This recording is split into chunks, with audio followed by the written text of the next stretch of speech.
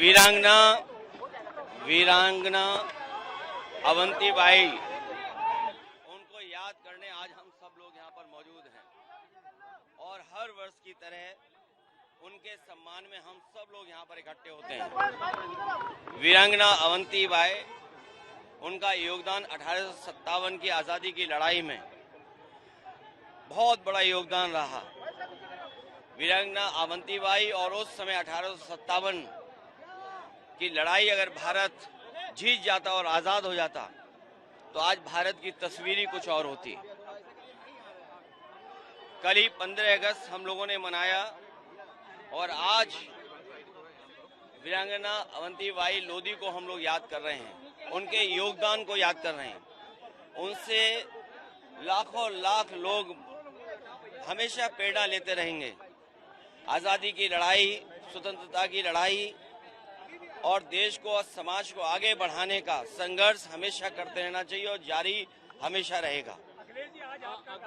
हरियाणा में सरपंच चुनाव था, वहाँ पे शिकायत की गई, अवंतीबाई प्रतिमा जी की माल्यार्पण करने झंडे भी हटाए गए। वीरांगना अवंतीबाई लोधी का सम्मान सभी को करना चाहिए और सरकार के लोगों को विशेष इसलिए करना चाहिए कि संसाधन उन्हीं पर हैं। समाज और खासकर पीढ़ी का समाज अपने तमाम ऐसे महापुरुषों को और उनके योगदान को अगर पहचानेगा तो समाज और एकजुटता बढ़ेगी और इकट्ठा दिखाई देगा। सुप्रीम कोर्ट ने ईवीएम हरियाणा चुनाव की ईवीएम अपने पास बुलाई, जब उसको रिकाउंट किया गया तो हारे हुए प्रत्याशी 51 वोटों से जीता। ये इलेक्शन कमीशन सवाल है कि नहीं सर सरपंच चुनाव का? इलेक्शन कमीशन पर समय समय पर उंगलियां उठाई हैं और चाहे वो प्रधानी का चुनाव हो, विधानसभा का चुनाव हो, लोकसभा का चुनाव हो या अन्य चुनाव हो, ये इलेक्शन कमीशन की जिम्मेदारी बनती है कि निष्पक्ष चुनाव हो। निष्पक्ष चुनाव के साथ साथ इलेक्शन कमीशन की इंस्टीट्यूशन पे लोगों को और भरोसा बढ़े। इधर जो हम लोग देखते हैं कि इलेक्शन कमीशन के जो फैसले हैं, इलेक्शन कमीशन का जो काम करने का तरीका है, उससे लोग संतुष्ट नहीं हैं, अविश्वास पैदा हुआ है। अभी हाल ही में जो वोट चोरी, वोट डकैती को लेकर के बड़े पैमाने पर देश को इंडिया गठबंधन और खासकर जो बीजेपी से अन्य दल हैं, उन्होंने कोशिश की और उसका परिणाम ये हुआ कि सुप्रीम कोर्ट को भी उन बातों को मानना पड़ा जो विपक्ष कह रहा था। इलेक्शन कमीशन पे कई बार उंगली उठी है और यूपी के चुनाव में तो न जाने कितनी बार उंगली उठी है। ये तो पहला फेज था कि जहां हम अपना वोट बचा सकते हैं, अपनी वोटर लिस्ट में शामिल कर सकते हैं, ये पहला चरण है। लेकिन इसके बाद जो प्रशासन काम करता है, सरकारें जो काम करती हैं, उस पर इलेक्शन कमीशन कोई कार्रवाई नहीं करता। मुझे याद है कि जिस समय उंगली उठाई थी इलेक्शन कमीशन पर, तो 18,000 वोटों का जो डिलीट किया गया था, उनकी जानकारी इलेक्शन कमीशन को दी, एफिडेविट के साथ दी। लेकिन अभी तक इलेक्शन कमीशन ने एक भी अधिकारी के खिलाफ कार्रवाई नहीं की। अगर एक भी इलेक्शन कमीशन के खिलाफ कार्रवाई हो जाए, मतलब अधिकारी के खिलाफ इलेक्शन कमीशन कर दे कार्रवाई, तो मैं समझता हूँ कहीं भी वोट चोरी, वोट डकैती या इस तरह की लूट नहीं होगी।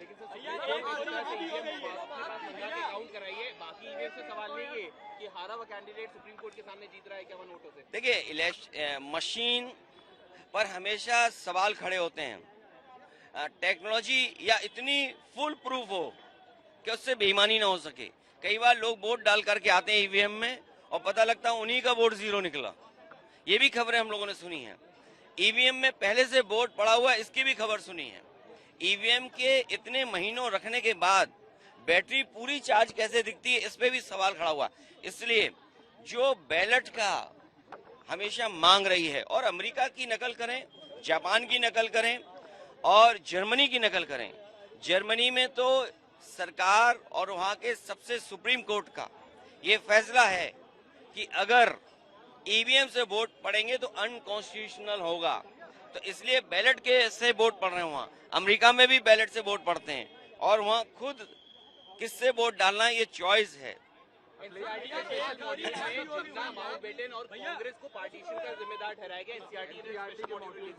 देखिए, जब से भारतीय जनता पार्टी आई है, सबसे ज्यादा फर्जी काम बढ़ गए। जब से भारतीय जनता पार्टी आई है फर्जी काम बढ़ गए। आज ही मैं सुन रहा था यहीं पर पड़ोस में मुख्यमंत्री कह रहे कि डबल इंजन। अब इनके इंजन गिनो, मेयर एक इंजन, सांसद दूसरा इंजन, सांसद जी मंत्री हैं तो उनका भी एक इंजन छोटा सा, और प्रधानमंत्री वो इंजन, मुख्यमंत्री वो इंजन, डिप्टी सीएम वो इंजन, डिप्टी सीएम और एक और, तो इतने इंजन हैं बताओ, इतने इंजन, और क्या कह रहे हैं कि डबल इंजन की सरकार। सच्चाई ये है कि न जाने कितने इंजन हैं, न जाने कितने इंजन हैं जो एक दूसरे को अब टक्कर मार रहे हैं। तो जब से भारतीय जनता पार्टी आई है फर्जी काम बहुत बढ़ गया है। और आप देखिए दूसरे के काम को अपना काम बनाना, ये स्मार्ट सिटी है ना, कौन सी गली में कूड़ा नहीं है। और सोचिए नंबर 3 पर ये लखनऊ आया, नंबर 3 पर, कहा कि ये सफाई में और स्मार्टनेस में नंबर 3 पे है। बताओ इतने इंजन होने के बाद अभी जल भराव हो गया, सीवर खुला था, मैनहोल खुला था, जान चली गई। और ऐसा नहीं केवल लखनऊ में हो रहा है, हर जगह ऐसी घटनाएं हो रही हैं और मिल रही हैं। देखिए मैंने आपसे कहा कि बीजेपी, इनकी कोई विचारधारा नहीं है। बीजेपी की एक विचारधारा है कुर्सी पर बने रहना। और आपको मैंने कल भी कहा, फिर कहता हूं, बात को फिर दोहराता हूं, आप सब जानते हो बीजेपी ने ये कहा जब उनकी पार्टी का गठन हुआ कि वो सोशलिस्ट रास्ते पे चलेंगे, सेकुलर रास्ते पे चले थे। क्या आज वो सेकुलर रास्ते पे चल रहे हैं? क्या भेदभाव नहीं है उनके अंदर, उनकी विचारधारा के अंदर? और सोशलिस्ट रास्ते पे चलने की बात कही, क्या सबसे ज्यादा उद्योगपतियों को, बड़े लोगों को नहीं बढ़ावा दे रहे हैं?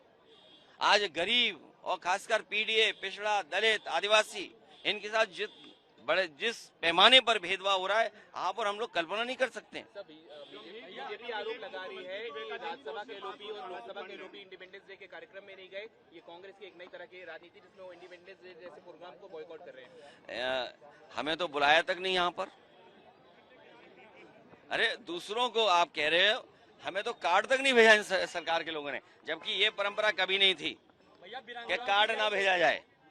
लेकिन कार्ड तो हमें भी नहीं मिला, पता नहीं किस पते पे भेज दिया इन लोगों ने। नहीं, ये बीजेपी कभी भी स्वीकार नहीं कर सकती है कि लोगों को शामिल किया है, लोगों को अपनाया जाए। ये विपक्ष को दुश्मन मानते हैं। ये सबसे बड़ी बात है कि डेमोक्रेसी में हम विपक्ष अपनी बात कहते हैं, और अगर सत्ता पक्ष के लोग कुछ करें तो उनको पूरी आजादी है, विपक्ष के लोग करेंगे तो उन पर कड़ी से कड़ी कार्रवाई है। जो हमारे कुछ पत्रकार साथी वहाँ जाते हैं वही जानकारी ये देते हैं कि कार्यालय में बहुत कमरे बन गए हैं, और उसके बाद भी यहाँ चोरी होना, मुझे तो ये लगता है कि एक दिन भारतीय जनता पार्टी का कार्यालय ही चोरी हो जाएगा। भैया आप जो है आगरा एक्सप्रेसवे के गड्ढों की बात करते हैं, भैया आप आगरा एक्सप्रेसवे के गड्ढों की बात करते हैं, लेकिन रक्षा मंत्री जी का जो ड्रीम प्रोजेक्ट था किसान पथ, आज वो जो है अपनी बदनसीबी पे रो रहा है। बीजेपी की हर सड़क में गड्ढे हैं, और बीजेपी का है एक्सप्रेसवे टूट गया है क्योंकि उन्होंने भ्रष्टाचार किया है, और भ्रष्टाचार के बड़े बड़े गड्ढे हैं वहां पर। तो आप उन्हें भरेंगे या नहीं? भारतीय जनता पार्टी को हम लोग हटाएंगे। और जहां तक भारतीय जनता पार्टी हमेशा विचारधारा में उलझाती है, ये भारतीय जनता पार्टी के वो लोग हैं जो कुछ भी अपना सकते हैं, कुछ भी झूठ बोल सकते हैं। अब सोचिए लाल किले पर किसकी तारीफ कर रहे थे, सोचिए आप। लाल किला जो बना हुआ है वो किसने बनवाया है? मुगलों ने बनवाया। तो वहां पर जाकर के जब भाषण देते हैं तो बताइए किसकी तारीफ कर रहे हैं? जो संस्था रजिस्टर्ड ही नहीं है, जो संस्था रजिस्टर्ड नहीं है उसकी तारीफ कर रहे हैं। इसका मतलब कि प्रधानमंत्री जी कमजोर दिखाई दे रहे हैं, बीजेपी कमजोर दिखाई दे रही है। जो प्राइवेट सेक्टर में रोजगार पाएगा उसके लिए सरकार प्रोत्साहन के रूप में 15,000 जानकारी करने पता लग रहा है सेशन ही रोक दिया है पूरा। ये बीजेपी की सरकार जब हटेगी तभी इलाज होगा, तभी अच्छा इलाज मिलेगा। भैया मोदी जी का एक वीडियो वायरल हो रहा है कल का, नहीं, अगर इतिहास के पन्ने पलटेंगे जो जॉब पर 15,000 रुपए दिए जाएंगे प्रोत्साहन के रूप में। ये इतिहास के जब पन्ने आप पलटोगे तो बहुत सारे इतिहास में ये भी बातें लिखी हैं कि किस किस ने माफी मांगी है, तो माफी मांगने वाली बात भी आएगी।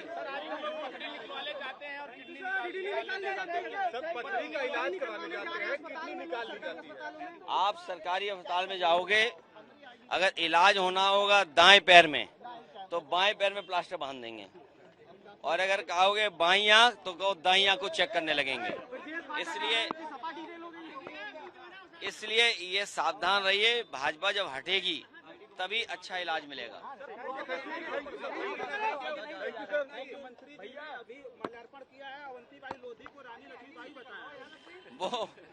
वो रात को सो नहीं पाए होंगे, और जिसने भी ये कहा, मुझे नहीं पता कि किसने कहा, अगर ये बात कही है तो हो सकता है नींद पूरी नहीं हुई होगी, लेकिन इस सरकार में तो सब कुछ बहुत अलग अलग हो रहा है। भैया मोदी जी ने कहा है कि ये जो जानवर हैं 3rd फ्लोर 4th फ्लोर पे जा रहे हैं, आप सोचिए, जानवरों के लिए कई 100 करोड़ रुपए सरकार खर्च करती है, लेकिन खर्च नहीं हो रहा, इनकी जेब में जा रहा है, और उसका परिणाम ये है कि कई बार जानवर 1 मंजिल 2 मंजिल 30 मंजिल पे पहुंच जा रहे हैं। इसलिए गरीबी बेरोजगारी से लड़ाई बढ़ी है, महंगाई बढ़ी है, रोजगार है नहीं, नौकरी है नहीं, इलाज है नहीं, भ्रष्टाचार बढ़ा है, इनके मंत्री लोग भ्रष्टाचार कर रहे हैं, और पीडीए के लोगों का दम घुट रहा है वहां पर बीजेपी में। पीडीए के लोगों का, चाहे वो विधायक हों चाहे और पद पर बैठे हों, उनका दम घुट रहा है, गला घुट रहा है। वो देखिएगा बहुत जल्दी भारतीय जनता पार्टी का साथ छोड़ देंगे।